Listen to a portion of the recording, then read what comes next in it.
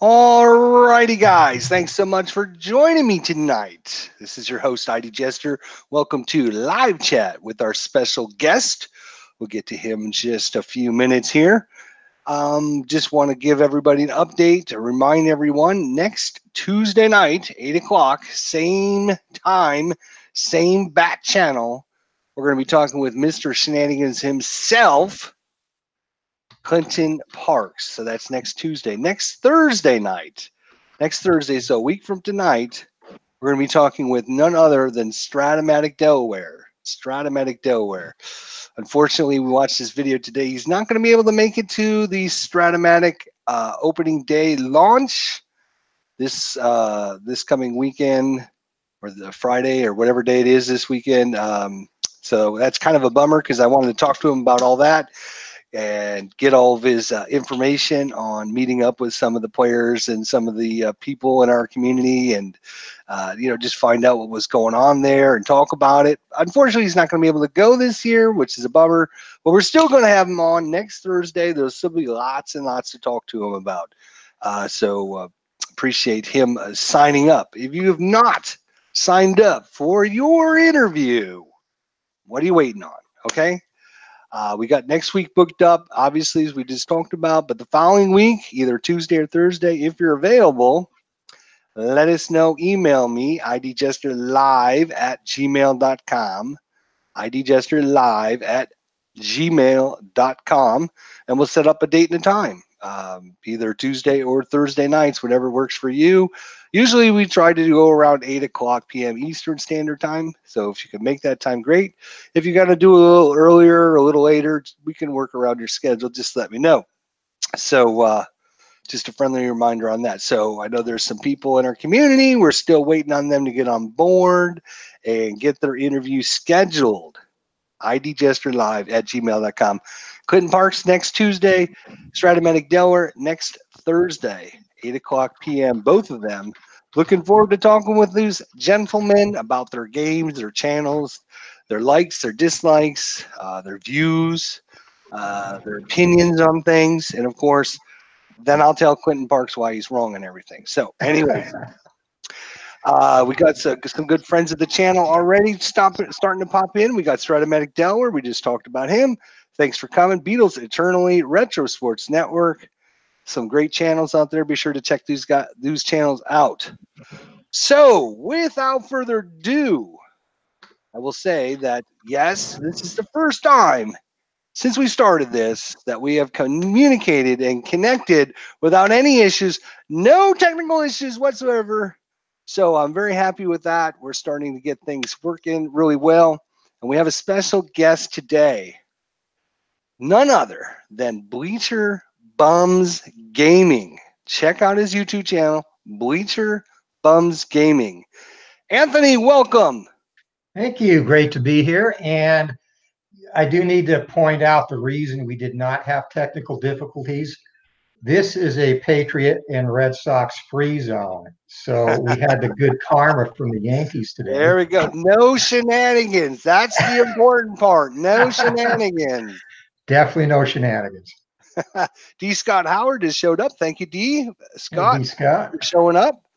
Beatles Eternally, D. Scott, Ken Castro. You guys have not signed up for your time yet. Again, I know you're just probably popping in. idjesterlive@gmail.com. Email me. We can schedule you. Next week's already booked up, so it'll have to be 2 weeks out from this week. So be sure to send me an email. Anyways, we're all talking about not retro. I was looking at the chat. We're talking about Bleacher Bums Gaming. So first of all, first question, where'd you come up with that name? I like that name a lot. I actually, when I decided, I started the YouTube channel about a year ago, and couldn't really come up with a name. Every name that I wanted to use was taken. So I was just kind of sitting there, and actually a video came up on YouTube talking about the Bleacher Bums in Chicago at the Cubs games. So I'm like, well, let me check that out, and typed it in, and it was available. So just kind of ran with it. I think it's really cool. I think it's really cool, especially for some of the stuff you do on your channel. So why don't you give us like a couple-minute overview of what you cover on your channel, what you like to broadcast out, just kind of general overview. We'll get into more specifics, some of the stuff we talked about before we started the live stream, but why don't you give everyone, if they're unfamiliar with your channel, kind of synopsis of what you like to do. It really started when I stumbled across Payoff Pitch, and initially I planned to do almost exclusively Payoff Pitch, but I had Stratomatic that I had sitting around for a few years, and I'll get into that story a little bit later too. It was kind of an unpopular Christmas present for someone in my household, but discovered some games from Play. I'd had a History Maker baseball for a few years, hadn't played it much, and started to follow some of Keith's other games and just kind of expanded from there. So right now doing some Payoff Pitch, some Strat, Soccer Blast. I've got a Tottenham replay going on, doing some of the red, white, and blue racing as well. And then some beta and alpha versions of the baseball game, Glory Days Baseball, which is really early in production, and Glory Days Boxing, which I'm hoping to actually have out very soon. Just finishing touches are on that. And really right now I'm just finishing rating all the fighters I want to release in the game. And then occasionally get on there and talk about some dead ball stuff, which I know you're a huge fan of, and different blogs like that. Yeah, we'll get to talking about that. We'll get to talking about that for sure. Al, Red Sox fan, is here. Hello, Al. How you doing tonight? Hope all is well. We're meeting up here with Bleacher Bums Gaming. Lots to talk about. We want to get into some subjects, but the first thing, as I like to do with all my guests, I like to research. I like to go back and look at some of their videos on their channel and just check them out. And I think you do a really good job of like updating your subscribers and let them know what's going on in your channel with like a little personal a little personal video of what talking to them and everything. And usually the camera's on you. And I noticed you are like really in shape. So I take it that you are a fitness fanatic. Is that correct? Would I be a pretty good assumption? Yeah, it's almost obsessive sometimes. And I really started. I've been playing sports since I was 8, and really just never got out of the lifestyle. The difference, of course, now between 20 years ago is I can't consume the calories I once did, and I have to work a little harder actually to stay in shape. But it's kind of an age thing. I've kind of come up with some hacks to enjoy things I like and not have it kill my waistline. So, well, that's awesome. I think if anyone in our community has trouble on our YouTube channels, we're going to send them to you, and you're going to have to take care of them for us. I don't know that most people would like my diet daily. It includes a lot of green things in a blender. It's not always tasty. Well, I know we had talked previously before we came live, and we talked about your fitness level and your keeping in shape and everything has led you to continue with sports after your careers were over, and so now you're actually running or coaching a high school football team. Is that correct?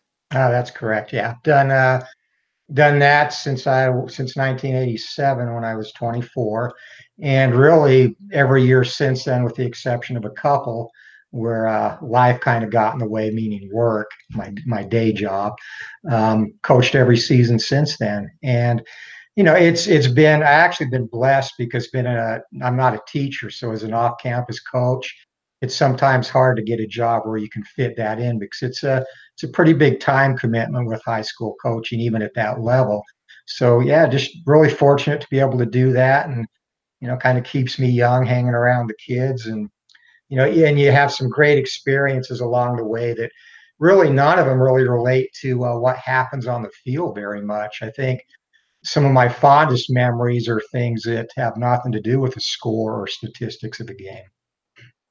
It's the off-field stuff that really nobody really sees what the coaches do. Their own personal time and phone calls and messages and emails and talking with parents and stuff like that. Well, that last part isn't exactly fun all the time. I can imagine. I can imagine. But I think that would be super cool. When my daughters were really young, I did a little bit of coaching with their soccer and stuff. It was nothing really organized or anything, and I had a blast doing that. And I could just imagine, if I was coaching, like for a serious, like a high school team where they actually keep score and they actually, wins and losses, and these players, it's how well they do is going to determine whether or not they get a scholarship or not. And I could just imagine how much fun and interest I would have in that. So, what kind of drew you to do that? Is it just something you think is natural, or? Yeah, I mean, initially I'd been, I played up through high school and JC, and initially just a couple of years away from the game, I just really missed it. I I was really bored in the falls. I didn't know what to do with myself, and answered an ad. I was living outside of Los Angeles at that time, and answered an ad in the local paper, the Downey, forget the exact name, but it was Downey, California, and they had a youth league there, and just hooked up with a youth team and kind of progressed from there. Ended up moving back to Utah where I grew up and resumed youth ball there, and eventually got into high school ball and continued the high school career, I guess if you want to say, when I came down here to Arizona. And it's really funny the evolution that you go through as a coach. When I got into it when I was young, I was going to come in and show everyone how much I knew and do all this fancy stuff and have this great offense. And those early years, I got schooled quite a bit by guys who've been around longer. So it was humbling, but the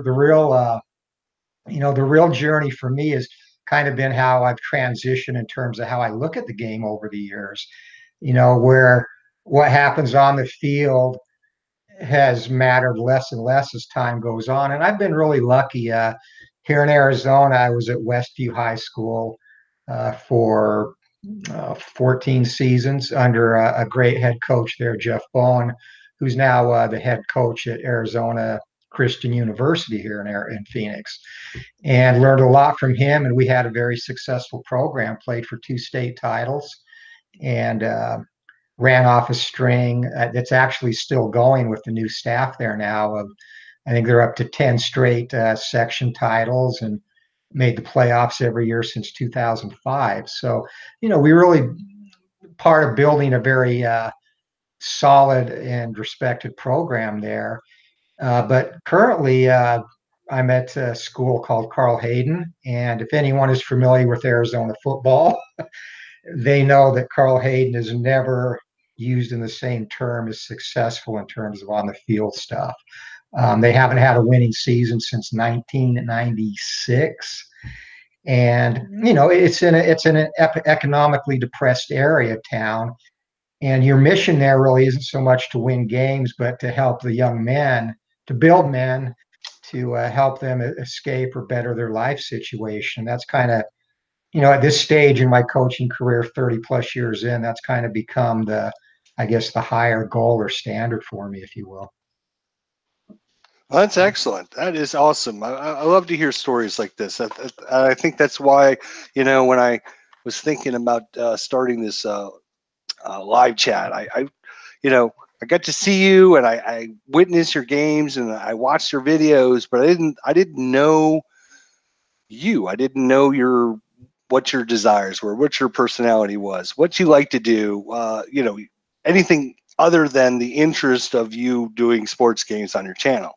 Mhm. So it's always fun to hear these outside stories and stuff. So did your kids this year, did they do, I remember hearing that you guys ended up going to the States or in the playoffs or something, or was that previous year? This actually past season, I wasn't officially coaching. That this was one of those years where job got in the way, and I'd gone to. I know the new coach at Westview, so I'd gone down to check out their first game, and I got a text from him the Monday after that game and said, "Hey, what are you doing on every Friday night the rest of the season? Could you come help us and go upstairs and just, give us things you see and help us out during the game?" And I'm like, Yeah, I can do that because, no practice during the week. I'd look at film, of who they were playing, jot down my ideas and defenses and things to look for, and just kind of show up on Friday. So it was actually kind of nice. I still got the football fix, and without the 30 plus or more hours a week on top of your regular job coaching. But Right. they did actually make the playoffs. Unfortunately, lost to probably the strongest in terms of physical strength high school team I've ever seen, Liberty here, which has built a good program they're in the North Phoenix area. Awesome. Awesome. So would you say then, or well, I'll just ask you, what is for you your favorite sport? Believe it or not, baseball. And I didn't. I played that from when I was 8 until I got up to high school, and I was just better at football. And so in high school, I focused on football, and in off season, I actually boxed 3 years as well. So I think football is a great game and obviously a passion. But if I had to really pick a favorite sport, it would be baseball, just for the history and tradition of the game, I think, and just all the I guess stories and nostalgia that goes with it. Yeah, I was, I knew you were coaching the football, and I thought maybe that was your passion. I noticed on your channel it's mostly baseball with a few other sports thrown in, so I wasn't for sure what your most passionate sport was. So, but you don't do anything with baseball outside of YouTube. Then you don't like coach it or. I don't. I played softball until I was like 48 and popped my Achilles running to first base, and that's kind of been the end of that. So, but I played softball all through my adult life pretty much. Well, it seems And like it's. I'm sorry. Go ahead. oh no, I was just going to address Ken Castro in the chat. First of all, Ken, you weren't here earlier, but this is a Patriot free zone, so you get this, the good Yankee karma. And Brophy, actually, we played them frequently when I was at Westview, and that was the one one thorn in the side we were never able to extract. In fact, in 2013, we were undefeated, best varsity season we'd had at Westview, and went into them first round of the playoff. We were I think a 4 seed, and they were 13. And they had just gotten off to a rough start and had some injuries, and unfortunately, they hit us, and we're getting healthy again. And honestly, for that game, because we had such a desire to finally beat Brophy, which we had never done, we probably overcoached that game and coached ourselves out of the win. So, yeah, very familiar with Brophy, both at Westview and when I coached prior to that at North Canyon. And they were always a tough out for us, obviously, no matter where I've been. All right. Good question by Ken Castro. Thanks for joining us, Ken. It looks like we have Sports Time Machine that also showed up, and C. White. So, guys, thanks for showing up tonight. Appreciate it. Again, if you're just joining us, this is Bleacher Bums Gaming, and we're just spending some time with him, getting to find out all about him. And now we've learned some cool stuff. So, you're a busy guy. You're a busy guy between all your coaching and your stuff that you do just on the outside. But then not only that, but you had been working on a couple projects as well. Yeah, it's funny with those. Both of those games, the boxing game and the baseball game, really started with just started out as games that I wanted to play. That's why I started making them. Um, Going back to in my board game history, I started Title Bout. I think was the first board game I bought, which back in I think 1979 when I was a teenager, and really just played a lot of Title Bout. Love that game. Still think it's one of the best board games ever created. The one problem I always had with it was the fast action cards. I wanted to kind of come up with something that had dice and also incorporate a little bit more depth to the boxers. And that's kind of how I came up with my trait system. And at the time I actually had started developing Glory Days Boxing, I didn't know, I knew Jim Trunzo was talking about making Title Bout 2, which coincidentally now has traits. I swear I didn't copy that. And they're totally different from mine, but that was something that he added in his latest version as well. But I wanted to incorporate that. And like with, we'll use George Travalo as an example. You know, the lowest you can have for a chin rating for a KO is 1. And obviously, not everybody with a 1 chin rating is created equally. You know, George Travalo could stick his face out in front of semis and not get knocked down. He was just that tough. So that trait, his particular trait, granite jaw, if he does get a knockout chance where he rolls a 1, you would also have to roll a 1d20, and if that comes up with a within a certain range, he's able to survive the knockout attempt. So that was kind of the driving force there. One, to get a game that flowed well with dice, uh, to get a little bit more depth to the boxers, specialized traits for certain fighters that embodied traits that you just didn't see in the ordinary boxer, so to speak. Yeah, that brings me to another question now, because we learned you're doing this football stuff on the side in your spare time. You're developing, baseball on your YouTube channel. So why all of a sudden did you decide boxing? And some people know out there that I've been creating games set myself for the last 20 years or whatever. And probably the last 10 years I've been working on a hockey version. And we'll get to talk more about game theory in a little bit. But what was your desire for a boxing game?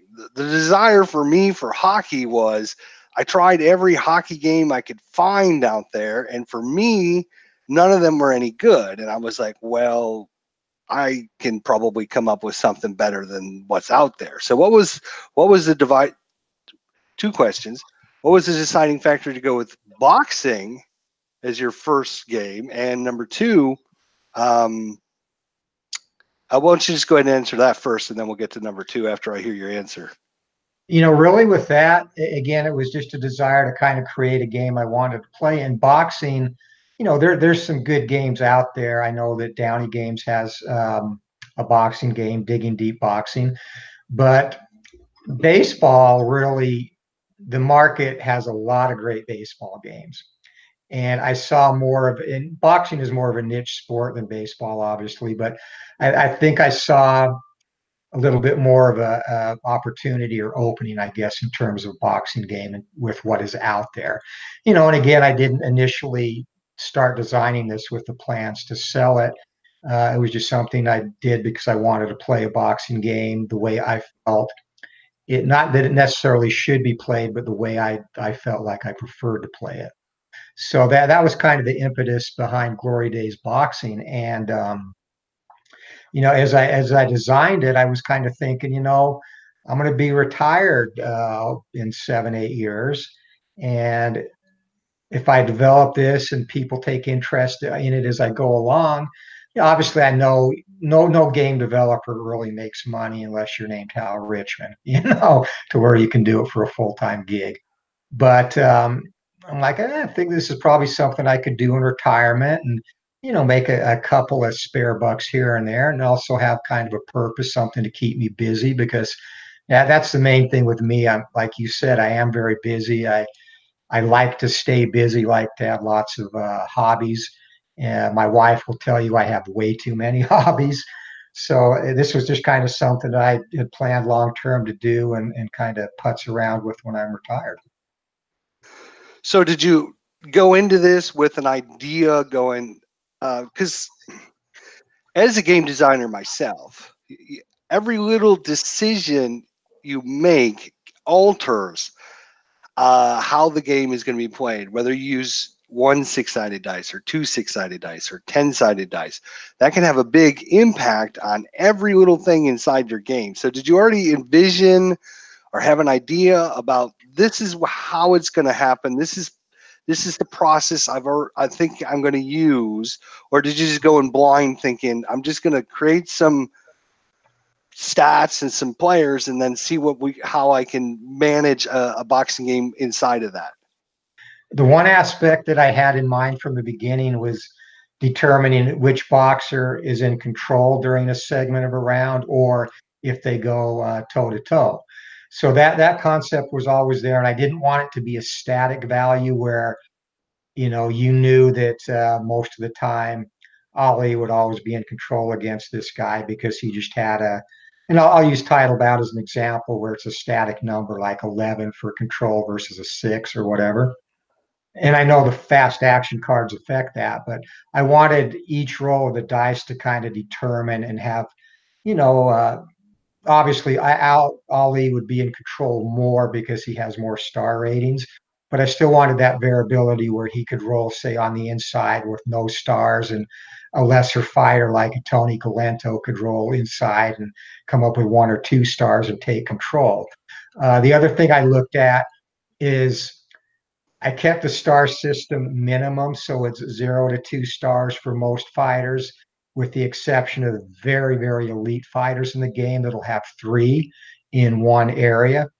And the reason I did that is because one thing I felt was missing from, say, a game like Title Bout was the toe-to-toe exchanges, which do occur in boxing.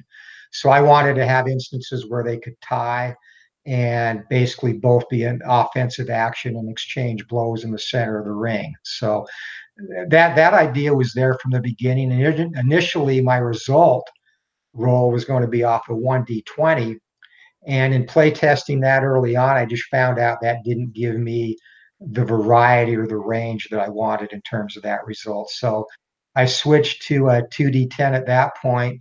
And to be honest, that's really the only major modification to mechanics I've made in the game, with the exception of the final set of cards where I went from abbreviations of different punch types to now putting commentary on the cards, which will lay out, so and so lands double 2 jabs and follows with a cross. And I did that just because I wanted to add, I guess, a little bit more flavor to the game. And, so I created, I think I've got like 44 different commentary lines now that I use for the different punch types, whether it's 5 punches, 4, 3, etc. But really, for that, it's really been the only changes. The baseball game is a whole different story, however.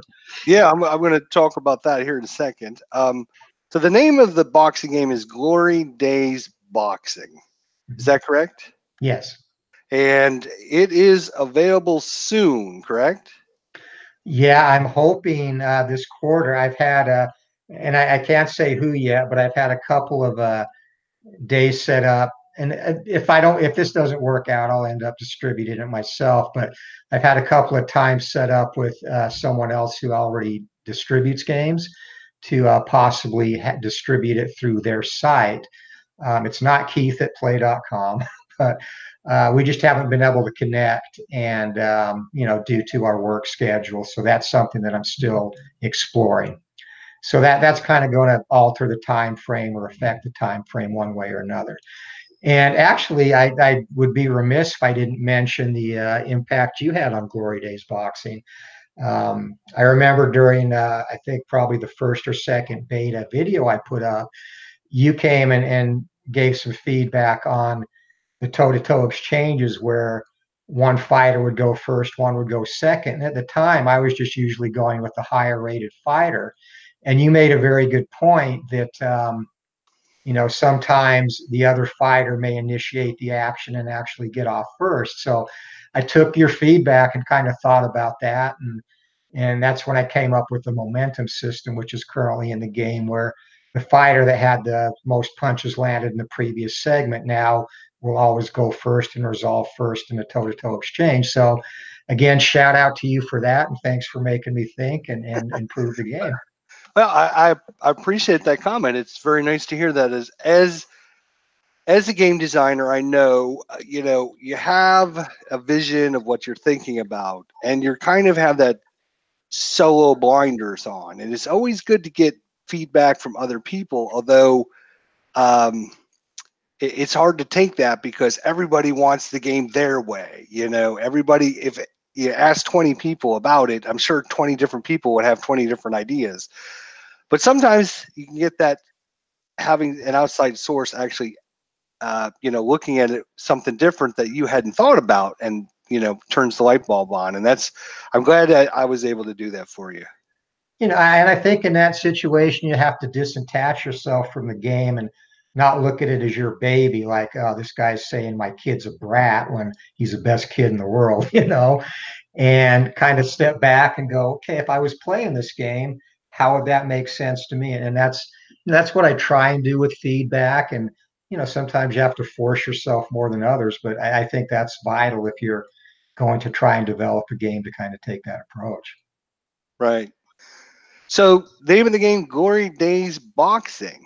So let me ask you, Anthony, what is the years of Glory Days Boxing? If somebody was to ask you the glory days of boxing, what would you tell them as an answer? Not based upon your game. I'm just asking you in general for The boxing. history of the sport. Yeah.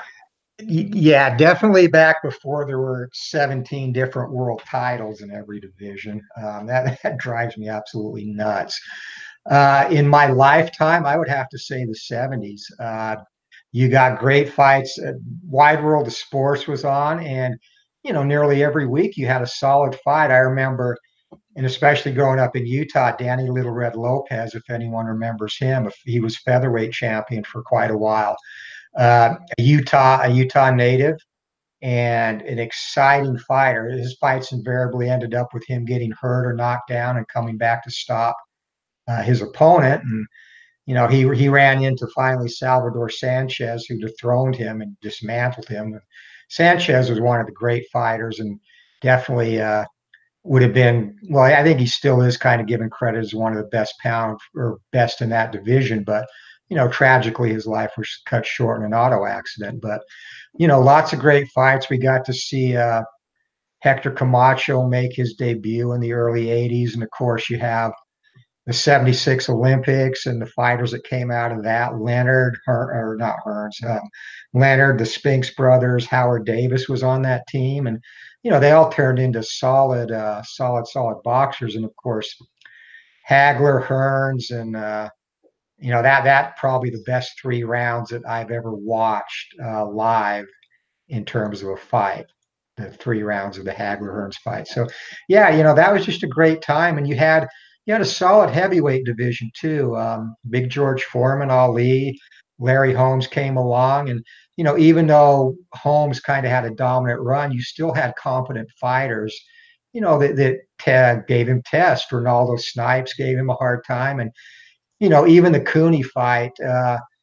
Jerry Cooney obviously was nowhere near Holmes' skill as a boxer, but I thought he acquitted himself well in that fight before Holmes stopped him. So definitely the 70s, early 80s for me. Beautiful. That's about, I'm not a big boxing fan. I followed it about that time you're talking about, like the late 70s, early 80s. And after that, it kind of turned into a joke. For me, I just got away from it and everything. So for people out there that are like, wow, Glory Days Boxing sounds pretty interesting. What's the best fight that you have on your channel or video that you would tell them to maybe watch so they could get a look at this game? Couple come to mind. Actually, I think one is the most recent one, and that was the Dempsey Marciano rematch. That kind of had some good back and forth, some ebb and flow. Um, Definitely a very abrupt and shocking ending, and we'll leave it at that. That was a good fight.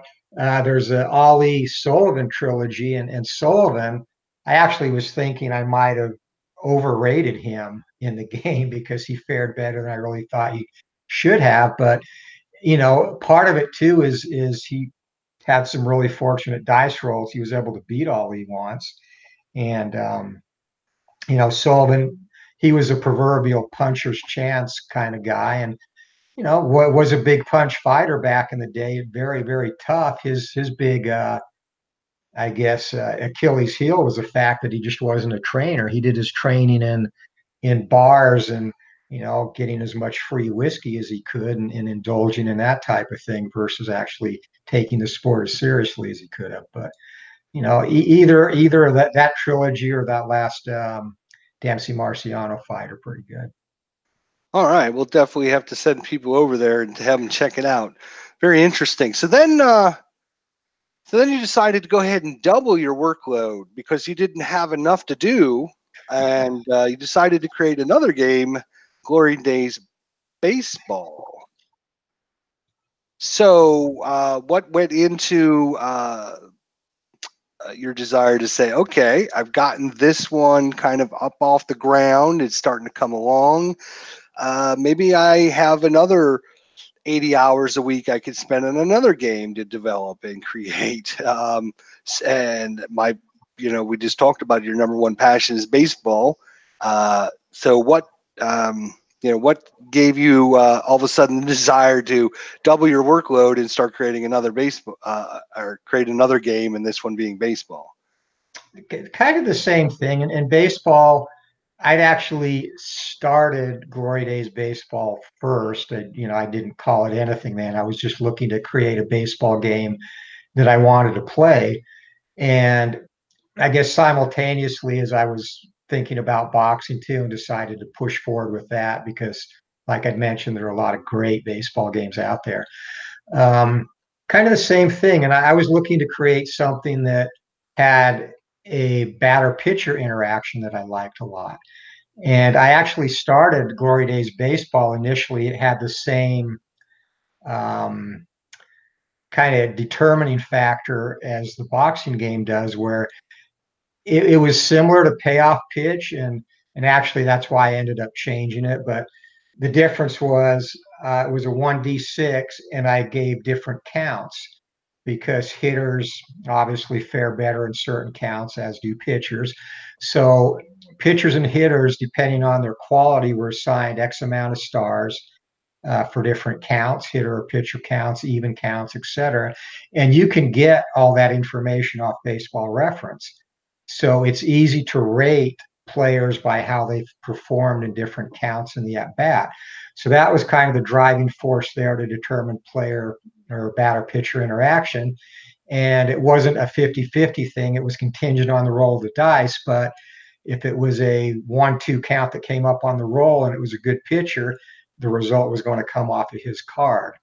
So like I said, similar to payoff pitch, only payoff pitch is a great game, by the way. I absolutely love it. Payoff pitch kind of directs you to where to look on the batter's card, where this interaction determined which cards you looked off of. And the pitcher and batter's cards were obviously weighted in their favor, depending on how that came out in the count. So that was the initial design for that. And kind of as I went along with playing with the design on that game, it just wasn't enough, and it finally hit me. The current model is, really what happens in baseball, first of all, is you have to determine if contact is even made. So that kind of led to the current design, and I played around with different formulas and rating techniques for a long time with that before I finally came up with the one I'm using now. And basically now each pitcher or each batter is rated for how they, first of all, how many strikeouts, walks, hit by pitch they have. So non-contact events, which is modified by the pitcher. And then if no strikeout, walk, or hit batsman occurs, you take their contact rating. And that's, again, formulas that just take into account what they did when they hit the ball. And then that's adjusted by the pitcher's either plus or minus their contact adjustment. And once you get to that point, if there's no walk or strikeout, then you go to the appropriate batter or pitcher's card for the contact result. And I found some surprising things out rating that too. Like Reggie Jackson has one of the higher contact ratings of the teams I've rated thus far on the 78 Yankees. And you think of that and go, God, that's really good. He actually, when he hit the ball, he had a very high average, higher than most of the pitcher or players that you would probably consider better contact hitters, to be honest with you, but he just struck out and walked so much. So, okay. Well, I've got 3 more questions that just popped in my head just listening to that one answer. So we're going to be talking about this for a little while. So, what would you say the state of the baseball game is in right now? Is it a third of the way developed, half of the way developed? Is it going to be another 2 years before it's going to be, where you think it's going to be, or just ballpark? I mean, development, the mechanics are finalized, so I'm happy with those. The thing now, and this is the arduous process in any type of baseball game, is rating players. So I would say it's minimum probably 2 years away from release, and it depends on time. I really the tipping point there is how many teams or seasons I have rated. I want to release it with at least the most current major league season and at least 3 prior seasons. So right now I'm rating 1978 and 1914, and I'll put in one more season there, probably 1986. And if I do go with the 4th season, or if I can get to a 4th season, I'll look at either doing something in the 30s or the 50s, and then get that done prior to the completion of whatever current major league season is going on. Then, as soon as that season's over, tackle that current season, and at that point, would look at releasing the game. and what's the price point you're looking at for both boxing and baseball? Not set in stone, but just ballpark, just for anyone that's interested out there. Yeah, I'd like to be competitive for both. The baseball game, honestly, I haven't really thought about that.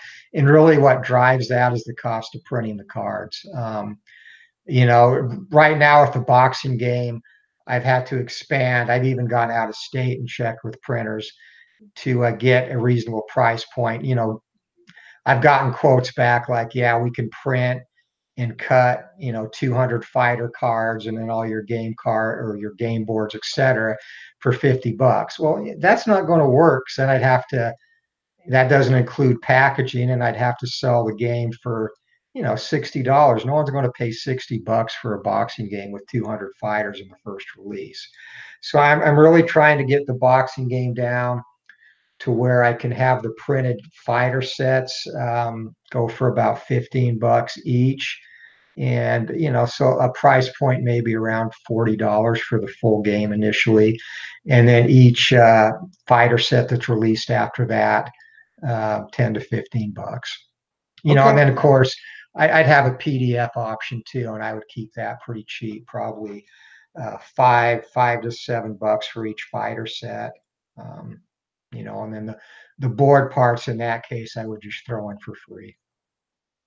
Well, I think 200 fighters that comes with the game, that is a lot. That is above like baseline. I think that's like way up here. I mean, if I was going to buy a boxing game and it had, say, 50 to 100 fighters, I would think that's a lot. You're going to do 200?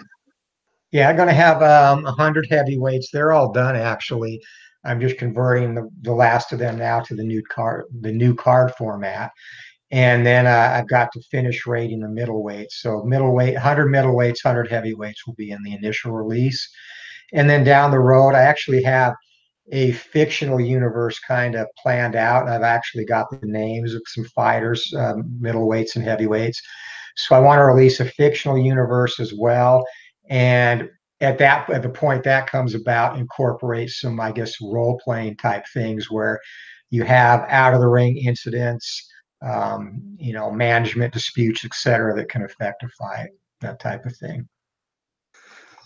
Well, and also to go along with that, a baseball game that comes with 4 complete seasons. That seems like, again, if I was to just, average the stuff that I currently buy, that's like way up and above. So I'll tell you what, when your baseball game comes out, you sign me up. I will be buyer number 1 on your list for sure. I don't care.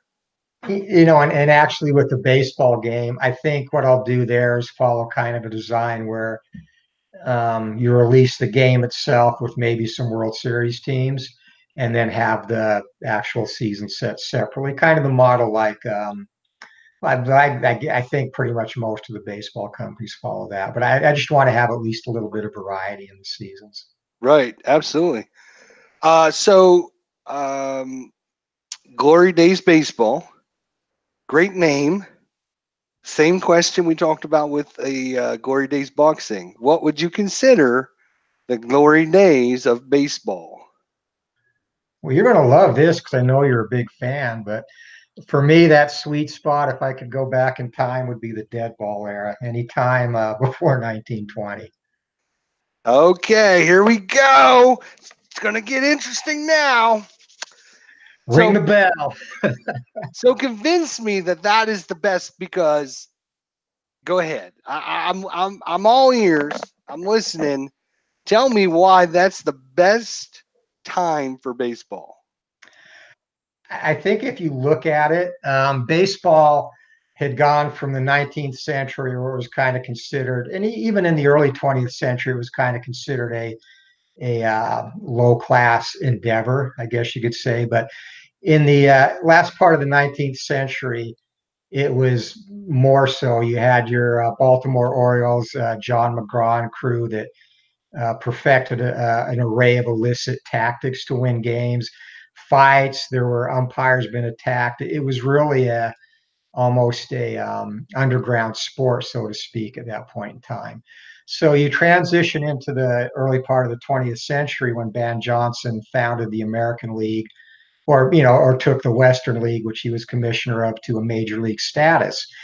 And baseball suddenly became accepted. It became a part of Americana. And, in a sense, it was, I really don't want to say it was at its purest form then, because there was still a lot of, as Clinton would say, shenanigans going on with gambling and fixing. But America kind of started to accept the game as a pure sport. And, it really was at the time the national pastime. You didn't have um, the distractions or the other things to do that you have now. So, baseball players back then were guys that were working for not too much more money. They did make good money, but they weren't making a lot more money than the average citizen made.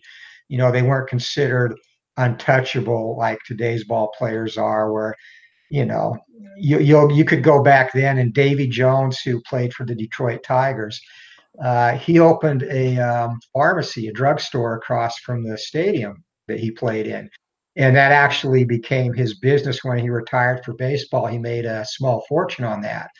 And after the game, he would go across and work the counter so the fans could come in and have Davy Jones draw them a soda and some ice cream and, BS with them. And then you had guys like Rube Waddell, who would, on his way to the ballpark, stop at 3 or 4 bars for a beer and sandwiches and interact with the fans and all that. So to me, it was more accessible, and just the nostalgia of that time period too, where strategy was so much a bigger part of the game.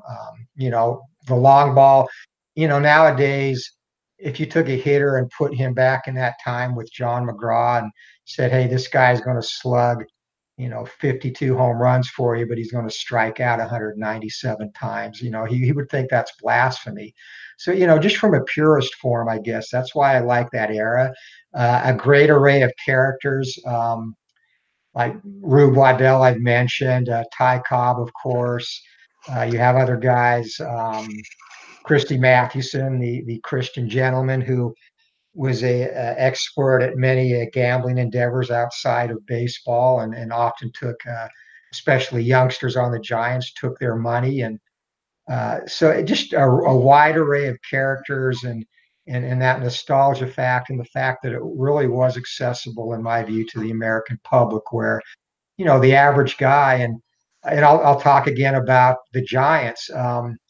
I think most people that know that era are familiar with the Charles Victory Faust story, and he was a guy that showed up to a Giants game and told John McGraw, asked to see John McGraw, and went out and saw him and said that a fortune teller told him that if the Giants let him pitch, they'd win the pennant that year.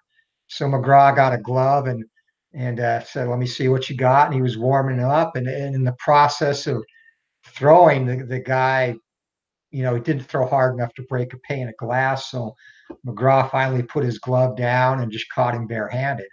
And then they decided to just screw with him, and they let him hit and ran him around the bases. And he had his Sunday clothes on, made him slide into every base. And that stuff isn't going to happen now. Those are just great stories that really ingrain baseball into the American, I guess, psyche. And you know, he did end up keeping Faust on the team, and the Giants did win the pennant that year, and he was a regular fixture till he died of tuberculosis, I think, in 1914, which the Giants did not win the pennant that year. So just stuff like that.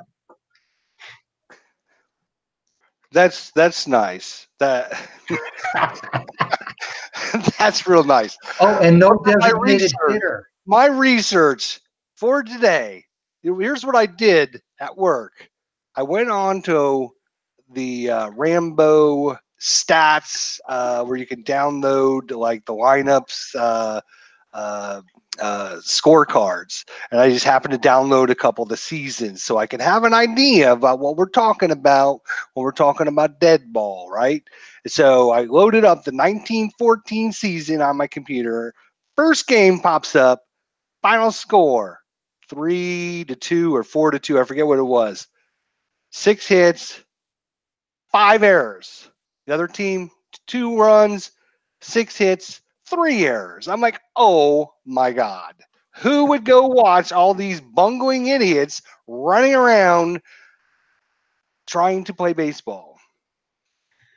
But yeah, you have to remember, if those players in that era had gloves the size of small suitcases on their hands, they wouldn't be making 5 or 6 errors a game. A lot of that, the baseball glove back then was barely more than a padded mitten, that you put on your hand. And in addition, the field conditions were terrible back then. Forbes Field in Pittsburgh. Uh, Pittsburgh at the time was known as I think, Smoky City or whatever because of all the factories. The field at Forbes would be covered a lot of times in black soot during games, and plus you had uneven playing surfaces. Forbes Field was close to water, and the outfield would often flood there. So if you took those players that had to actually, and here's the argument I'm going to make, playing with substandard equipment on substandard fields, they actually had to master their craft as good as or better than any modern day baseball player because they had more obstacles to overcome. I see Beatles in the chat. He is like, he's hammering me trying to support you. keep them coming, Beats. And Stratomatic Delaware, he's on the dead ball train too. There's quite a few of you out there, so it doesn't look like I'm going to be able to unconvince you guys yet. But my goal will be by the end of the year to convince you guys you're wrong. Slowly but surely, I'll take my time about it. But you guys have your little fantasy about your guys out in the outfield picking daisies or dandelions out of the grass so they can play baseball. And Chris, I just have to, Chris, a shout out to you. I'm rating 1914 now, as I mentioned, and I rated one of your favorites, Rube Oldring, today, actually. Well, that's nice. That's super. It's interesting. I looked at 1914. The season you're doing is 1914. That's funny. That's almost like I know what I'm doing, right? Almost like I know, like I can almost predict what's going to happen. I had no idea you were doing the 1914 season. I just call that being extra prepared as an interviewer. I'm just saying, whatever. So you talked about the current baseball sims that are on the market. You've already mentioned one of them, Payoff Pitch. I am a big big proponent of payoff pitch. I see a lot of payoff pitch on your channel as well. Why don't you talk about payoff pitch and also talk about what's your favorite baseball sim out there, cards and dice, is right now? Probably payoff pitch right now. I played, it's funny. I played board games a lot as a teen, and went on like a 30-year hiatus. I really didn't start playing again until the beginning of last year, and discovered payoff pitch there. So I like that. Going back to the 80s, Status Pro is a great game, even though, again, I'm not always a big fan of the fact cards. I think that was a fun game to play. It flowed real well. Um, Stratomatic, I just hit and miss with. I'll play it for spurts, and it's not that I hate the 50-50. I think Strat's a great game, and obviously, as popular as it is, they're doing something right. And I've got a story about how I acquired Strat again, I can tell in a few minutes. But um, History Maker Baseball also is another great game, and that I like that because it's very unique. That plays out almost like a storyline through each game as you go through the different processes of resolving it at bat, the pregame stuff, and that's one thing I think Keith does an exceptional job with on all his games. Is he creates an immersion factor where it's not just rolling dice and playing a game. You got to, is your team going to be in a good mood today? Or are you going to have something come up that affects your pitcher in his next start? So, but I'd say payoff pitch number one right now, um, History Maker, and then Strat. Okay. I don't know if you know this, maybe you do know this, but Status Pro Baseball does have a dice version. You can download a chart that'll turn it into a dice version. I actually didn't know that, so I'll have to check that out, because it's funny you mentioned that. I've kind of come up with a way myself to play it with dice and I'll probably end up getting the Status Pro Advanced cards that are out now that you can get on eBay or through their Facebook page. I've gotten probably 5 or 6 different seasons. You can go into some of the forums. You can get them from there's a Facebook page for Status Pro. You can buy them right from the guy that developed Status Pro originally, or has the license for it, or whatever you want to call it. Or you can go into, I forget what the forum is, and there's different people that have produced their own cards out there as well.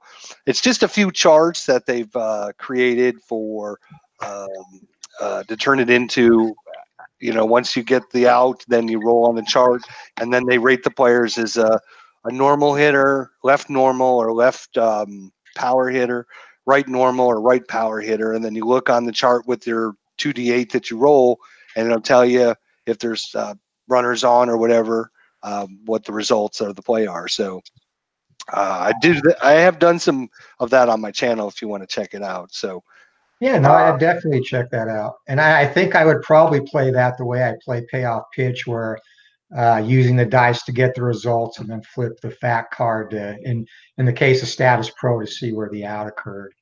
And I'll throw that in with payoff pitch too. That's having that option that Joe put out with the fact cards and the dice is great. And I think that they interact really well together in terms of, I use the cards to do runner advancement and also defensive checks. right, and I was going to mention that one of the things I see you doing on your channel with the payoff pitch, and I think it was your channel, and it was also baseball demos that kind of introduced me to payoff pitch. I think at first it was baseball demos, which we interviewed actually on Tuesday night. Be sure to check out that video here on my YouTube channel. But he started doing it, and I started following it. I was like, this looks pretty good. And then I noticed you started doing it. And one of the things I do like, and I probably am going to be doing that here on my channel. Hang on. See what I'm doing here. I'm actually started printing out and cutting out all of my payoff pitch cards here for the 2016 season. So I'm in the process of doing that. I've got some of the teams already done. So I'm going to be doing that. But what I liked about the way you did it, the only downside I see about payoff pitch, I love how the interaction between the pitcher and the hitter. I love that interaction. Both have a say of what's going to happen. I love that. But you never know going into the pitch what's going to determine the outcome of the pitch. So I do love that about it. The only downside I see for payoff pitch is, and this happens with a lot of baseball games, is it slows down to a crawl as soon as you get a base runner on, because then all of a sudden you have to worry about, can he go first to third? Can he go first to home? How fast is he? What is the arm rating of this player out on the outside?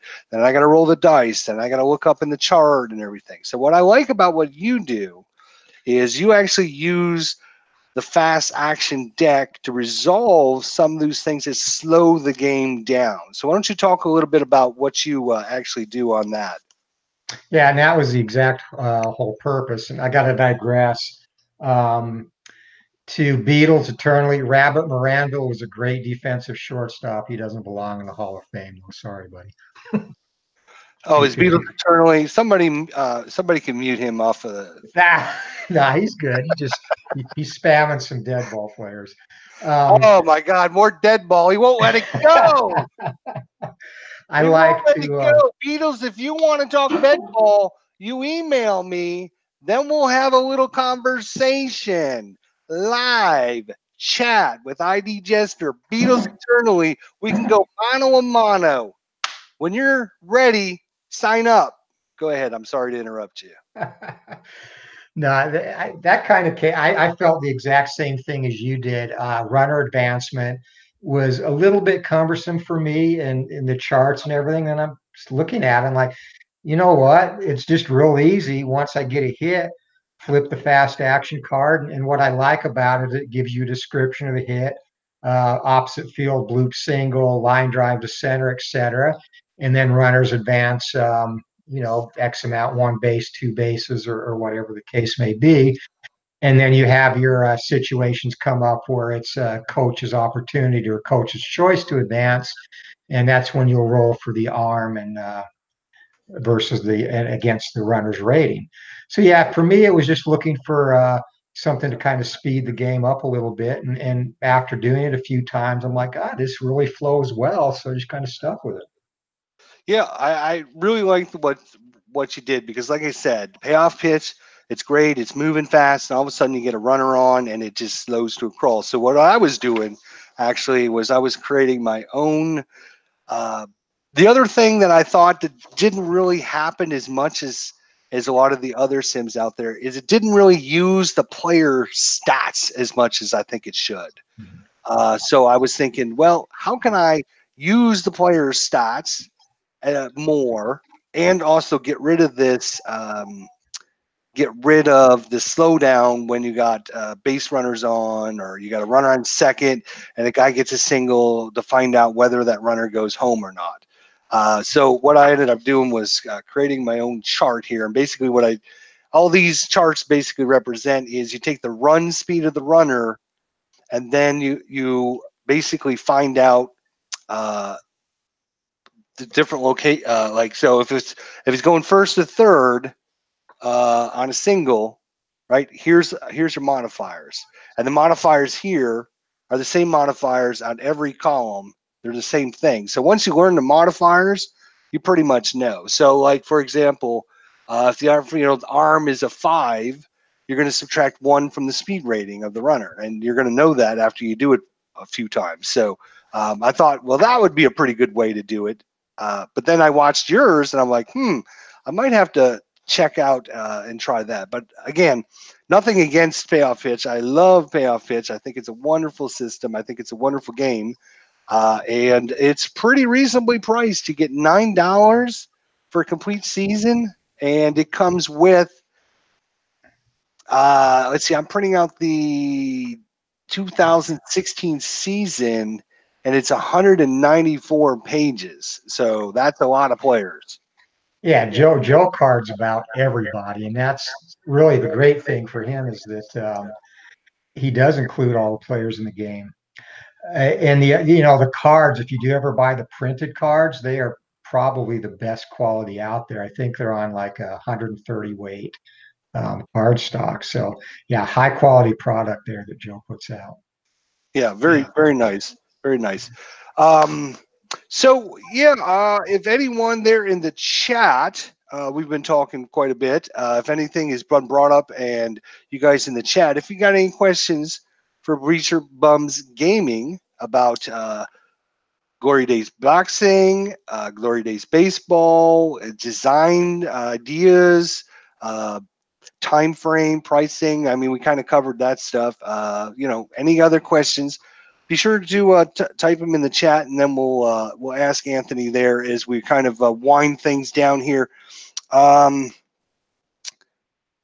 So, any other projects you're thinking about coming up with? Or do you think you've filled up your plate enough? No, I actually I do have plans eventually to do a professional wrestling game too. Um, and I can talk about 80s. I love 80s wrestling, the territory days. That's the glory days, sweet spot of wrestling. When I was in the military. I was down in Augusta, Georgia for a year at AIT. Every Monday we'd go down to the Augusta Civic Center, and you had the Freebirds down there at the time, and Ted DiBiase and the partner of the week trying to defeat them, wrestling too. So yeah, I really love that period of wrestling. The crap now, not so much, but so I'll probably make a Glory Days wrestling game that follows a very similar design and flow to the Glory Days boxing game. And, ultimately, to touch on the charts again, I'm a big try and get as many results as you can off the cards and just have minimal chart lookup or interaction. So that's another thing I really try and Absolutely. The charts slow the game down. It's not that they're bad; it's just it slows the game down. yeah, and that's something I always try and focus on is get as much of the result as possible. And I earlier I saw Dave Little had a question. Could you create your own teams and payoff pitch? I I don't. Joe hasn't really released the formula to do that. What he does is he he puts out a spreadsheet that you can enter data in if you like want a season rated, and he puts it. He takes that and will use that to create the cards himself. But as far as I know, there is no formula or method out there to rate teams for payoff pitch. All right, we got a couple more questions that came in for Bleacher Bum Gaming. This was from Beals Eternally. Let me guess. I haven't read it, but it's probably about dead ball baseball. I'm just a guess. Let's see what the question is. All right, I have a question for Anthony. How hard would it be to create a game in which you could adjust to the various 19th century baseball rules? That would be a challenge, actually. There were a lot of different pitching distance, which affected things. For a certain time in the 19th century, foul balls were not counted as strikes. So it could be done. I think that you'd have to tweak the ratings and again, just using like Glory Days baseball as an example, I'd have to tweak the weights that I put on the different formulas to account for, the different style of game back then. Of course, you would have pitchers that had stamina that was unbelievable because you back then starters would start 60 games and complete 54 of them. They weren't throwing as hard because they were closer. There was even a point in time where a batter could call for a low or high pitch, and that determined whether or not it was a strike. And some of that stuff you could never replicate, but it would be an interesting endeavor. And Perhaps you could give them 1 star for each beer they had before they took the field. that's a possibility. And then you'd have to throw in temper ratings to see if they attack the umpire too over a bad call. Another question here from Stratomatic Delaware. What is your best sports moment, either one you watched or you were involved with personally? I'll give one. Well, I'll give one watched, one playing, one coaching. Watched without a doubt, and it's going to upset a lot of people in this chat. And you know what? Get over it. 1978, Bucky F. and Dent, baby. That was probably the best experience I had watching a game. Um, and another one that was really close. I had ties to Jim McMahon. I actually played against Jim McMahon in high school. I was a sophomore while he was a senior at Roy High in Utah. So I kind of followed him when he went to BYU, and that the Holiday Bowl 1982, I think, the Hail Mary Holiday Bowl against SMU. And, a great part of that game is late in the game, BYU was down by like 19, and Lavelle Edwards had called them off to because they were going to punt and basically concede the game. And McMahon, like I said, I knew him a little bit away from the football field too. We would my friend's big brother had a Camaro and McMahon had a Challenger back then, and they would race each other. And then we'd often partake of a few beers afterwards as underage drinkers. Not that I condone that, but he was cocky back then, and basically he told Lavelle he wasn't coming off the field. He refused to come off the field, ended up scoring on that drive, and of course went on to win the game on that Hail Mary. So yeah, those are the two best watching events. Playing, my senior year, I actually didn't play for a very good team in high school, but I had my Al Bundy poke high moment. I forced a fumble in that game that stopped the drive, and there was a game played in the snow too, and ended up I was primarily a defensive player, but I'd get some offensive reps too, and ended up catching the game-winning touchdown in that, a 12-6 victory. Thank you very much, South High go. And coaching, coaching actually not. God, there's so many in coaching. Can I give you two? Sure, go ahead. Sure. It's our show. One, It's our show. We can do whatever the hell we want. I guess we can. I guess we can. So one, actually, the last year I coached youth football before I got into high school coaching. Um, I had a kid on the team, Ross, and I'll leave the last name out, but he came out and we were doing preconditioning. I had a pretty good team. We actually that was age group before high school, and we made it to the semifinals in the Pop Warner playoffs that year. Um, had this kid Ross, and out of shape, um, had never played any sports in his life, had asthma, and just he couldn't even get through warm-ups. Great kid, great parents, and I really felt bad for him. I mean, he was trying, but he just couldn't do it. And he came every day, didn't miss a practice. He was just not one of those kids that was ever going to help you. But I don't treat those or coach those kids any differently, because every kid who has the balls or the desire to come out deserves to be coached and deserves that opportunity or that experience, no matter what it is, right? And but I was scared I was scared for him. We would do tackling drills preseason, and if I saw him going up against one of the kids I knew could hit, I'd like find an excuse to talk to him and push him out or pull him out of the line so someone would get in front of him and he wouldn't have to go against that kid. I was trying to protect him. And one day I called him over after practice, and I'm like, Ross, I go, are you sure this game is for you, bud? I go, I'm not telling you not to play, but I just want to make sure your heart's in it. He goes, I have to play, coach. I go, well, are your parents making you play? Because we run into that as coaches sometime where parents do that. He goes, no, no. He goes, coach, I have to play for my brother. And I go, your brother's making you play? And he goes, no, my brother died last year and he was a football player. So Oh man, that's the a story. story, and that still gives me goosebumps. I mean, this was like over 20 years ago, but the story, his brother was the athletic one in the family.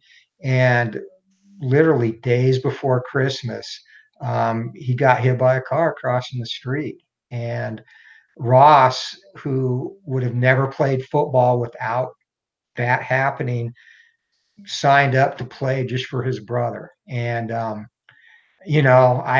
held it together then. I got in my truck after practice and I just cried. And Right. I would. I mean that was so sweet and just such, so he instantly became one of my favorite players ever. And that kid, man, that son of a bitch, he went on to play at high school, and he stayed all 4 years on his high school team. Didn't see the field, but he was there. And one year I went to watch that school because I had some former youth players there, and our high school hadn't made the playoffs, and got to talk to him there, and just gave him a big hug. And that's like when I talked about earlier, the things that are the best memories have absolutely nothing to do with what happens on the field. And that's one that'll always stay with me. This kid had no business playing, but he sucked it up and got through that whole season and went on to be on the team in high school too. So, mad props to him, because most adults don't have that kind of heart and fortitude. And the other one real quick And is, that is, I hate to interrupt you, but that is a great story. I mean, that is the heart of the essence of sports for me. But go ahead and give us your next story. and the other one, when I was at Westview, Centennial was a big rival of ours. They were the team we played twice for the state title, and they beat us both times. And if you know Arizona, Ken knows, they are perennial contenders for the state title. They won it again this year in 5A, and we had never beaten them. And that was before I was the OC at Westview. I was the head freshman coach at that time, and we had never beaten them at any level. And I had a pretty good freshman team that year, and we went into that game knowing we had a chance, and watching them on film before. I felt good about it. Well, the week before we played, one of their players, and again, he was at the varsity game the Friday before, and got hit by a car and killed. So we went to their place, and they came out, you know, and so that kind of puts it in perspective and takes that edge off. And his teammates, they came out for the coin toss, and two of them were holding his jersey as one of the captains for that game, as they came out. And it was just a real emotional game, and we did end up beating them 20-14.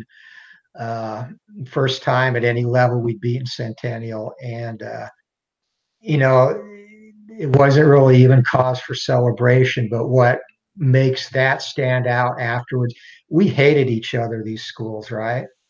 And our players had come to me and, are we going to do something? Because, we knew our 4M coach, and I'm like, yeah. So we got a card, had our team sign it, and a football for him, and some Westview swag.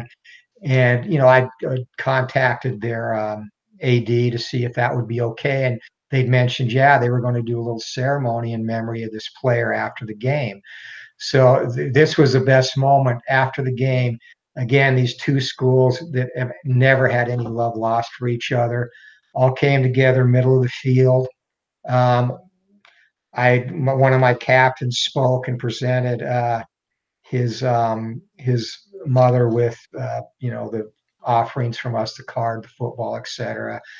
Both teams knelt down, said a prayer, and then released blue and gold balloons into the air, which were his favorite colors. And that, more so than anything that happened in the game, is another thing that just stuck with me, because you get past the rivalry and the competitive spirit, and ultimately it's all a bunch of kids that have the same dreams and goals in life, and one of them isn't going to get to live those, and both teams came together just to give him a little bit of a tribute. So yeah, another great moment. That's what it's about, really. Yeah. These are two really powerful, great stories. I'm glad you got a chance to share these with us. So great question, great answer. If you guys have any more questions for Anthony from Bleacher Bums Gaming, be sure to type them in the chat. Been trying to watch the chat, and I don't know if I missed your question. If you had posted a question and I haven't asked it, please post it again so we can get as many questions in as we can here in the last little bit of time that we have with our good friend here. Um, so yeah, these were really, really great answers, and just hearing, I don't know you, you don't know me, but I watch you, I listen to you, I watch the way you present yourself, and if somebody would have asked me, what do I think of Anthony, I would have guessed that you are a very passionate, very compassionate person. A compassionate person that thinks about others puts out a video saying this is what's going on my channel and this is what's coming up, and kind of letting everybody know, and takes the time to do all that stuff. So that was kind of the thought I had, but listening to these stories really makes me understand a little bit more about just how passionate and a wonderful person that you really are on the inside as well. So thank you for being like that. Thank you. I appreciate that. Al Red Sox And fan does have a question. If any one of your players has ever been drafted, any of your players been good enough to make it, to get to see any big time action or anything like yeah, that? actually, yes. And first, for Al and Eric, Daisy wants to say hi. I know Al always has something to say to Daisy, so here you go. Um, yeah, currently Nick Sundberg, who's the long snapper for the Washington Redskins, played for me at North Canyon. And, as a lineman, he wasn't even the best on the team, but he was able to take the long snapping skill, got him a full ride at Cal Berkeley, and then a job in the NFL. And he's still playing and making that NFL paycheck. Shelly Smith was one of our linemen at Westview. He went on to play at Colorado State and played.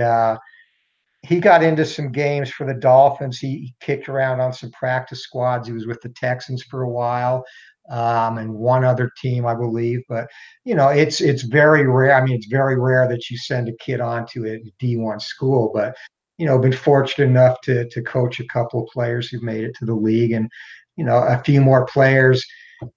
Quite a few players who've made D1 schools. Just a few. North Dakota State. Everybody's familiar with their success at the FCS level. We had a couple of players go there. Jordan Champion was a running back and cornerback for us at Westview, and he went there and has 5 championship rings playing for the Bison. Started in the secondary the last 2 years, and he's actually back at Westview now. He just started his coaching career last year, and super kid too.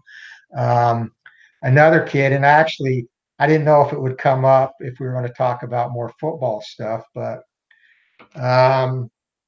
this was from 2007, and this player down here, Chooks Amici, you see he's sitting for the first quarter because he was kind of a knucklehead sometimes, and he was in trouble for that game. But Chooks was another player. He started at North Dakota State, then didn't work out there, went to a junior college, and actually played the last 2 years of his college career for the Georgia Bulldogs at outside linebacker. And there's bunch of others. Adrian Conway was a fullback the first year we got to Westview, played at Weber State in Utah, and then he's a world-class CrossFit guy. If you've ever watched CrossFit, especially the team competition, you've probably seen Adrian Conway, and actually his parents are 2 of our closest friends to this day. I think we had a question about what part of Utah I grew up in too from, let me go back in the chat, sorry. Sure, go ahead. Just while you look for that question, just a reminder, if you're joining us kind of late, next week we have 2 live streams scheduled. Tuesday night, 8 o'clock p.m. Eastern Standard Time. Mr. Shenanigans himself, Clinton Barks, next Tuesday, one-on-one, IDJESTER goes up against Clinton Parks. Oh boy, I can't wait for that one. Next Thursday, next Thursday, Stratomatic, Delaware, 8 o'clock p.m. Eastern Standard Time. So Clinton on Tuesday, Stratomatic, Delaware on Thursday. If you do not have your time scheduled, we're starting to fill up. Email me, idjesterlive@gmail.com, idjesterlive@gmail.com, and we'll set you up a time and a schedule. We do it on Tuesday nights and Thursday nights at 8 o'clock. So if you're available and are interested in letting the YouTube community find out more about you, listening to what you have to say, and just find out your passions, your desires, and what you're interested in, be sure to email me, idjesterlive@gmail.com. And I don't know that the world is ready for a IDJ versus Clinton Parks. Is that going to be in a cage, steel cage, electric barbed wire? Something's going to happen. That's all I got to say. You better tune in at 8 o'clock because something's going down. Sports Time Machine had a question about what part of Utah I grew up in. All of them. When I played against McMahon, I was at Ben Lomond High School, so outside of Ogden when he was at Roy. Finished. Mostly lived in and around the Salt Lake City area, Glendale, Murray, that area there, and also actually in my elementary school days, spent a couple of years in Price, which was a joyous experience if you're familiar with that part of the state. And I say that in big jest, but yeah, so all over in Utah, but mostly around the Salt Lake area.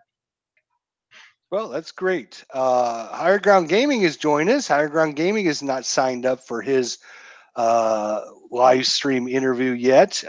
So make sure you get that email address and get it going.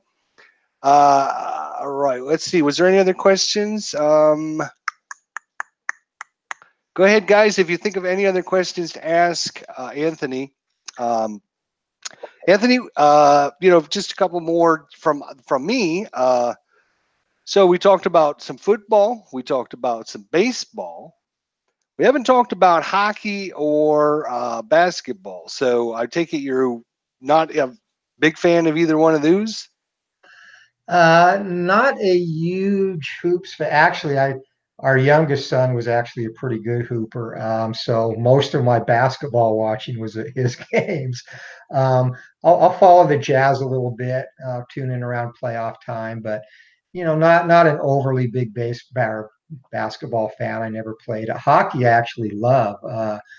Hockey, I think, is just a sport though that you need to experience in person. I think it's probably well, to me, hockey is one of the funner live sports to watch because there's just so much that goes on in a hockey match or hockey game that you don't see on TV.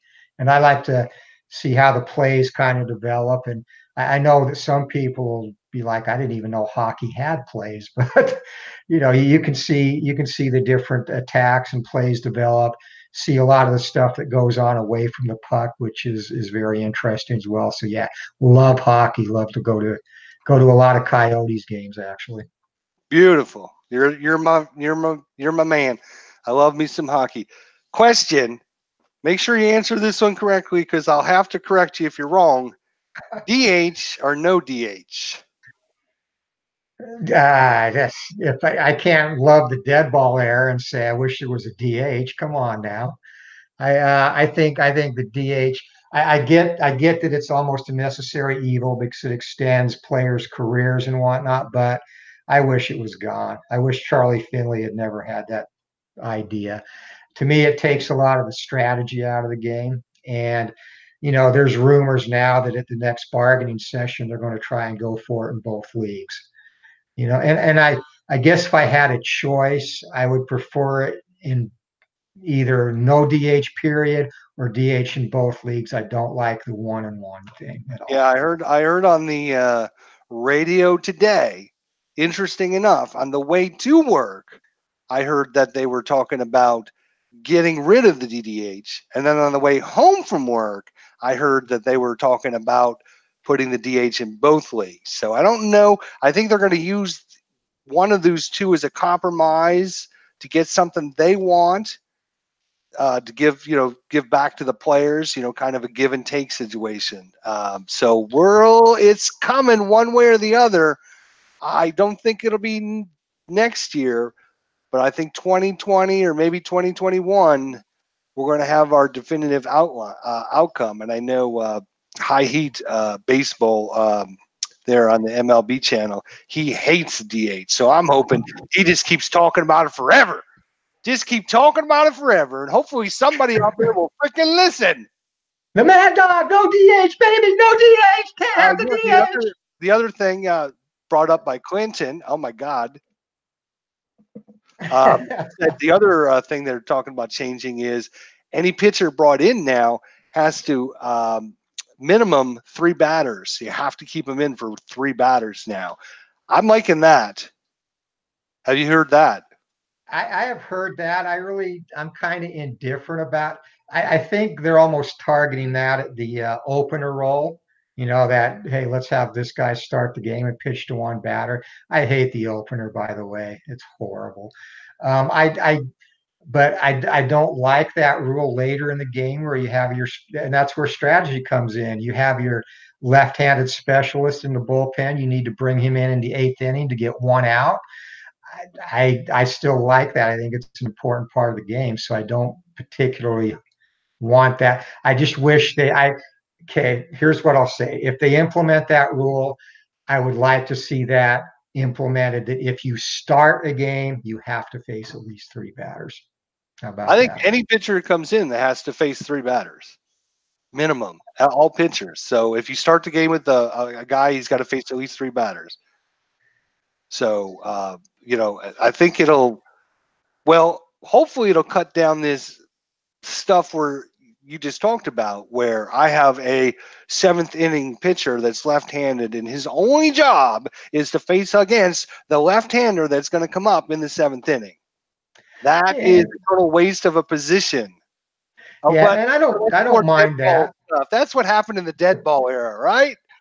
Well, no, there you finished what you started. That's why you should love the dead ball era.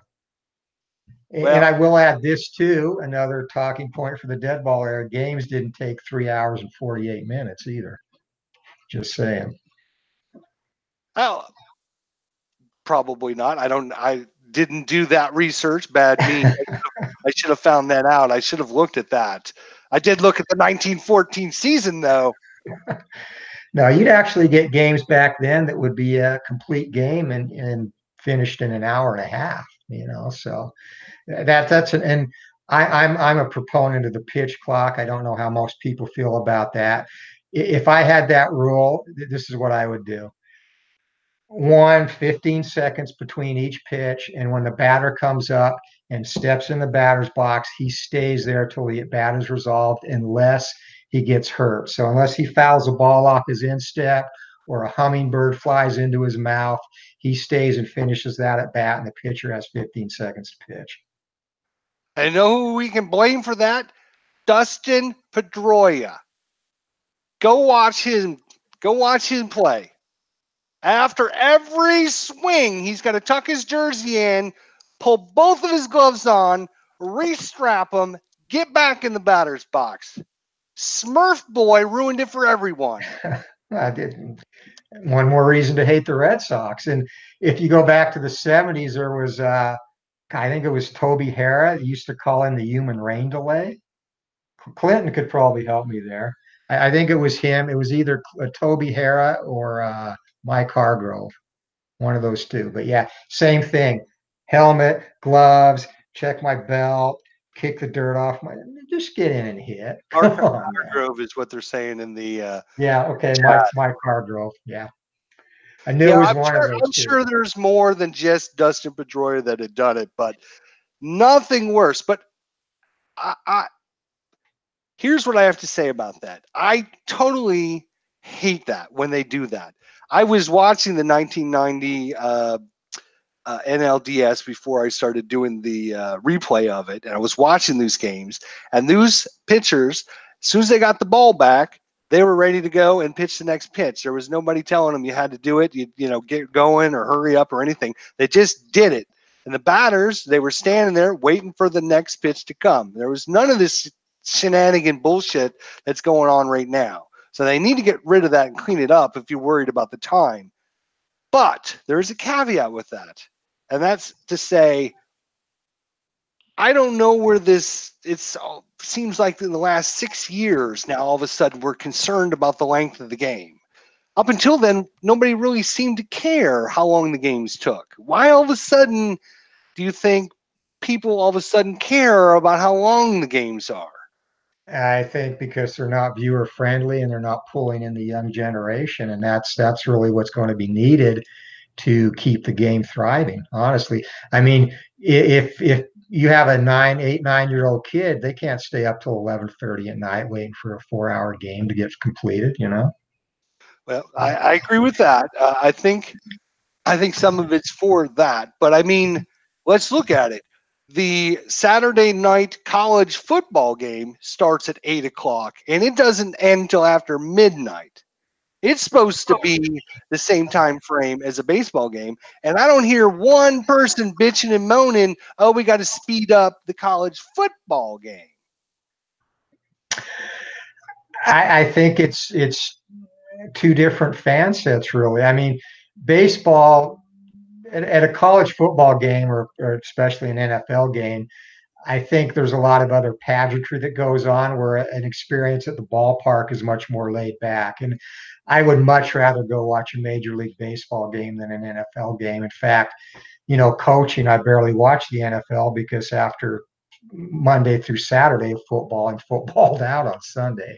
But yeah, that'd be an interesting topic to maybe try and research or survey. But I think it's maybe just the pageantry of the game and the fact that football is generally considered by most people, or a lot of people, I shouldn't say most, to be more exciting, I guess.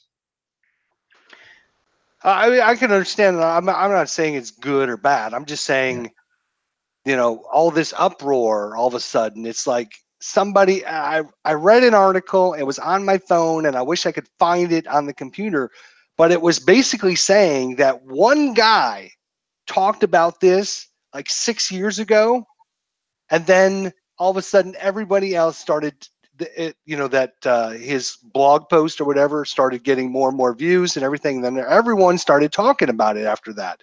Until this one guy had mentioned it, nobody had talked about it. And I wish I could find that article because I would love to share it with everyone out there. All right, any other questions for higher higher ground gaming? Again, I'm watching the chat. Bleacher Bums Gaming, I'm having a great time talking with him. I could probably sit here and talk with him all night, although I'm sure we've got other things to be doing because, we have an hour and a half. And if we go over, then then people are going to start complaining the show is too long. And then there's going to be a big outcry from the public about how long, live chat with IDJESTER is. And then, Chris was actually saying we need to speed up the video. He's wanting you to get back in the batter's box. I must have missed that. Sorry about that. Let's see. I guess. Fergie Jenkins. Why don't you just talk about Fergie Jenkins for a second? Baseball Demo had mentioned him. I know you got something going on with your channel about him. So what interests you, or what brought that on, and kind of let people know what that is about. The pride of Chatham, Canada, actually. Yeah. Fergie was he was always one of those interesting players from my youth. Again, very successful. You don't have a lot, or didn't at the time have a lot of native Canadians in the league, and I got the idea to do a replay based on a very early video I did when I was just doing kind of random games from 1969. A couple of friends of the channel from Canada kind of, I guess, spoke out or wanted to see, or praised Fergie and also the Expo. So I'm like, yeah, why not why not do a replay with Fergie? Because I did enjoy watching him as a kid. Like I said, some of my favorite players back then. Fergie obviously was one. Bobby Mercer on the Yankees. Mel Stottlemyre, who we recently lost, and he played on some horrible Yankees teams, but always remember watching him, liked watching him pitch, and Wilbur Wood too. And I think a lot of it was some of those guys like Fergie, 1969, he had 36 decisions, was 21 and 15. That's real old school. And I just kind of like, and it goes back to the dead ball era. I just like pitchers that would finish what they'd start, which you'd have a lot more back then. And, Wilbur Wood the same way. I think, his knuckleball probably couldn't break a pane of glass, but he, I believe, was 21 and 20, 120 and lost 20 in the same season back in the 70s.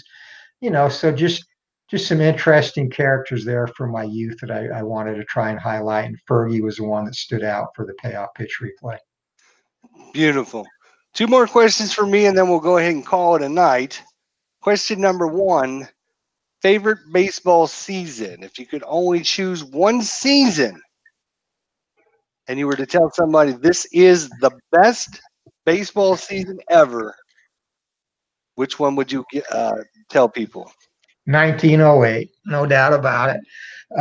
Probably for both leagues, the best pennant races in the history of the game. In the American League, 4 teams were in it till late in the season.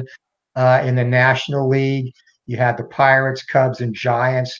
They went down to the wire too, and of course, that was the season of the famous Merkle game, which that's another topic I could talk about for 20 minutes. So just a lot of lore in that season. And if you want to read a really great book about that, if you have not read it, look for Crazy '08. And it kind of paints a picture of the pennant races in both leagues. Doesn't just focus on the Merkle game between the Giants and Cubs, but the pennant races as a whole. And also what she does, which I really like, is she expands and kind of gives you a taste of what America was like back then. It wasn't just about strictly baseball. It's really, to me, an immersive book and a great read. But even before that book, 1908 was my favorite baseball season. And if I could teleport and go back and watch one season or one game, it would definitely be that year. Well, Beals has generally typed in the chat, it's got to be 1908. And then he heard your answer and he's like, yes, I am right. So obviously you must have you must have his number and you must be texting him remotely or something. I'm sure that's what you probably did, but whatever. Last question I have for you. Who's going to be the teams in the 2019 World Series and who's going to win it? That's a good one. God, it almost pains me to say, but from the AL, I like Cleveland. They have talent, but they still just seem to come up short. I like what my Yankees are doing. I still don't think they added enough starting pitching this offseason. So as much as it pains me to say, I think the Red Sox. Don't do it, Anthony. Don't do it. Don't do it. Don't do it. Be true to yourself. Be true to yourself. Don't do it. Go ahead. It could be the Red Sox in the AL. To me, I don't know who is going to beat them. And in the National League, I'm looking for a surprise out of the I think it depends. I think there's some young teams to watch in the NL. I like Atlanta. I like Philly, especially if they sign Harper. Cubs still have a lot of youth. They're a little bit lacking in pitching though as well. Dodgers, I think their window is starting to close. So if you put a gun to my head and said who's coming out of the National League, I would probably say, you know what, I'm going to go with the long shot, and I'm going to say the Phillies. All right. Well, I want you to come back because before the season starts at the end of March, we're going to be doing a couple previews for the baseball season coming up where everyone gets to make their final predictions. I want you to come back for that. I definitely would love to be part of that. Absolutely. I got to have somebody on my side because I think we might invite maybe some of these other guys. And I hate to be so skewed with that Boston stuff. It would just, it'd drive me crazy. So we got to have somebody with some sanity out there that can stick up for me. I have a question for you, actually. Wearing the Buckeyes jersey, are you an Ohio State fan? Oh yeah, love the Buckeyes. Me So and Stratamatic Delaware and Dog Cityus, we're all big Buckeye fans. I, I definitely I lived outside of Columbus, Ohio until I moved to Florida. So nice. Yeah, I definitely know Chris is. So, what do you think about Urban Meyer and his final season? I think he was ready to go. I think everyone was waiting for him to go because of the controversy with the other coach that had uh, domestic abuse charges with his wife, and the kind of Urban Meyer not knowing his wife knew, but he didn't know, and all that fiasco. I think everybody was like, I think it's probably time for you to go. Yeah, it was sketchy there, and you can't argue with what he did on the field, but he's had a couple of those moments. And one with Aaron Hernandez when he was at Florida too. When you call the Patriots and say don't take him, but you let him play for you for 4 years. But no, I'm not going to take credit away from him. He great coach, and in fact, when he was at the University of Utah, really he took a program that Ron McBride had done a great job getting, competitive, and took them to the next level. And I think he's probably a big part of the reason that Utah got the Pac-12 invite too. But yeah, time to go. And beyond the scandal, I think you could tell watching a couple of games late in the year that he just was in pain on the sideline sometime with that, the issue he has with that growth uh, cyst, I think it is, Yeah, it's on his brain. brain cyst. Yeah, That every time he gets stressed, it expands and causes nerve damage. And yeah, I think he was ready to go because of that. I think if he didn't have that problem going on with his head, he would like to stay. But I think he retired before he was hired at Ohio State. And because of all those health issues, he was having high blood pressure, his heart, all this, which is probably why he's got brain problems as well.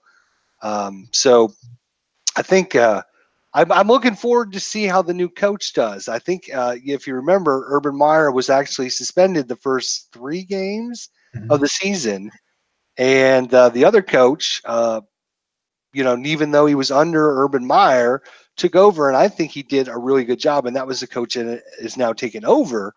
And I'm looking forward to seeing if this guy is as legit as he seems. So No, I think Ryan Day is a good young coach, and he was kind of the de facto coach in waiting, and it kind of talks about what people think of him when you had like Greg Schiano was on the staff. He is a fairly successful head coach, and they gave Day the interim job over him. So I think he'll do well there. yeah, it'll be interesting to see. I'm looking forward to this season. Um, it's going to be some turnover now, and we all, when Tressel quit or was removed, and then they had Luke Farrell came in, and everybody was excited for him, and then he went 8-5. Nobody was excited anymore. Yeah. So it'll be a season to see what happens. But I love my Buckeyes, a true Buckeye fan, and even living down here, I was hoping to go to their games. I was hoping they would have a game here. They were out in the Rose Bowl this year, but if they ever come down this way, we'll be going. Awesome. As long as we beat Michigan, I'm good, Systematic Delaware. Good man, good man. I would say as long as BYU beats Utah, but that hasn't happened for like 8 straight years now. Hopefully this year, Sports Time Machine. Hopefully. Well, it's been a pleasure talking with Anthony from Bleacher Bums Gaming, learning a little bit more about his game design, finding out some information about it, how far along the projects are going on. Looks like Glory Days Boxing will be out hopefully by the end of the year. Might be a couple more years before the baseball game gets released, but hopefully you keep focus on that. And remember, when that baseball game's ready, I'm buyer number one. I want signed edition for free. No, I'm just kidding. Signed edition from you so that I have it here. I can put it on my shelf and show everyone. So sign me up because I'm looking forward to your baseball game for sure. I'm not that much of a boxing guy, but or I would get the boxing game. But I know Al Red Sox fan loves it, and I'm sure if you're a boxing fan, you're going to love it as well. Just one more time, a reminder: next Tuesday, oh God, Clinton Parks at his purple 1970 outfit versus IDJESTER, 8 o'clock right here. Next Thursday, Stratomatic Delaware versus non-Stratomatic IDJESTER. That should be interesting as well. So next week, tune in for those two.